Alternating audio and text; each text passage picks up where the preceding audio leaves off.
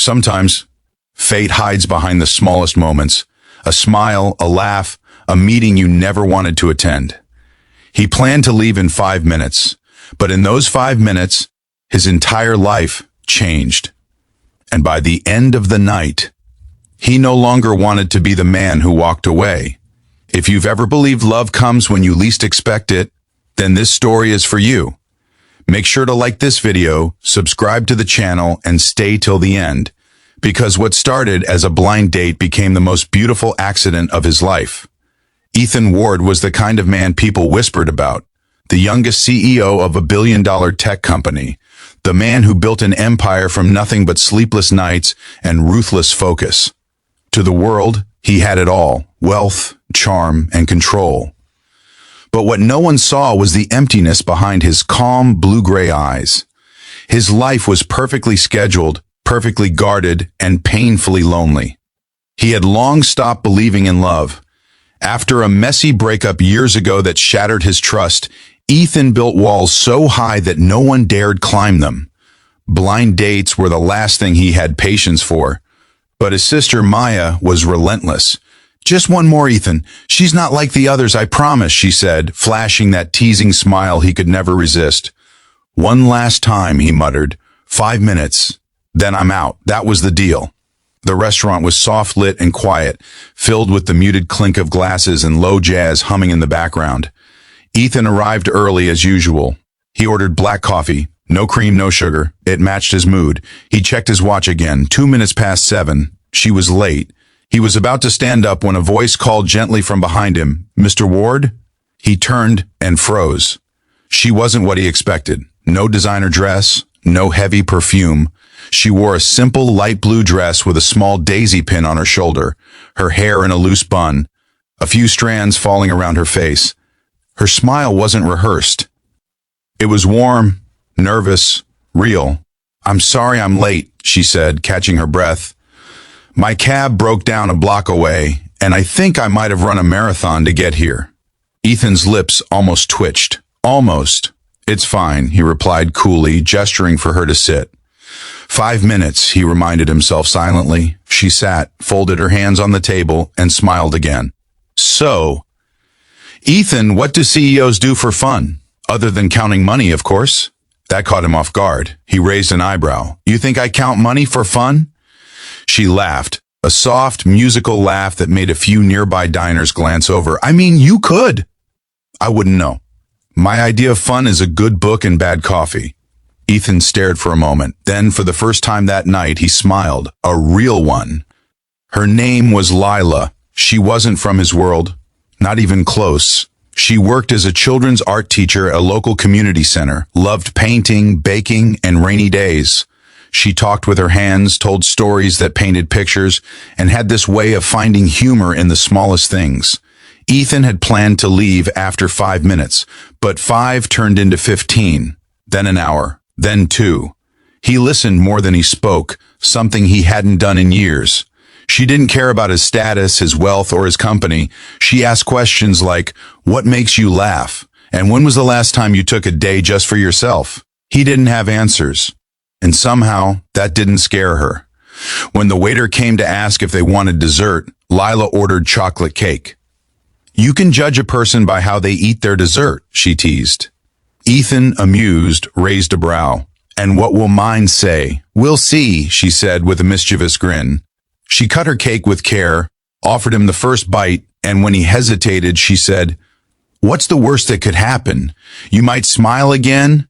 And he did. For the first time in years, Ethan laughed, really laughed. When the night ended, she stood to leave. "First, thank you for dinner, Ethan. You're not as scary as I expected."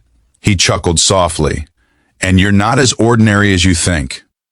They walked outside, cool wind brushing through the city lights. "Maybe," she said, smiling up at him, "we'll meet again. Or maybe this was just one of those perfect one-night stories."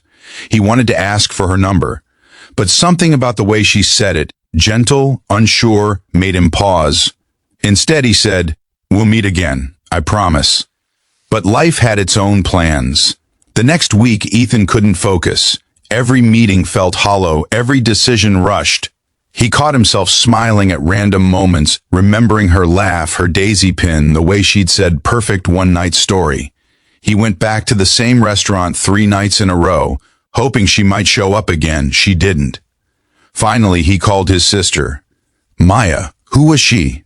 The woman from the blind date. There was silence on the other end. Ethan, Maya said slowly, I don't know her. I just gave your number to a friend who said she knew someone suitable. Maybe she didn't want to be found. For the first time in years, Ethan felt helpless. He searched. Every community art center in the city, every local teacher list, nothing. It was as if Lila had vanished into thin air. 2 months passed. Winter rolled in.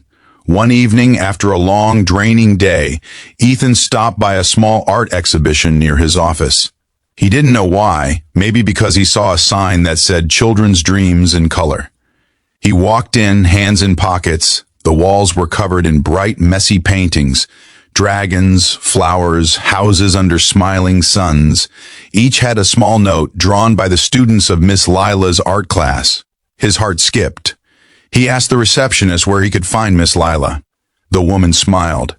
She's in the back setting up the next display. He walked through the narrow hallway, and there she was. Same soft bun, same daisy pin, same warm smile. She turned, and her eyes widened. In surprise, Ethan?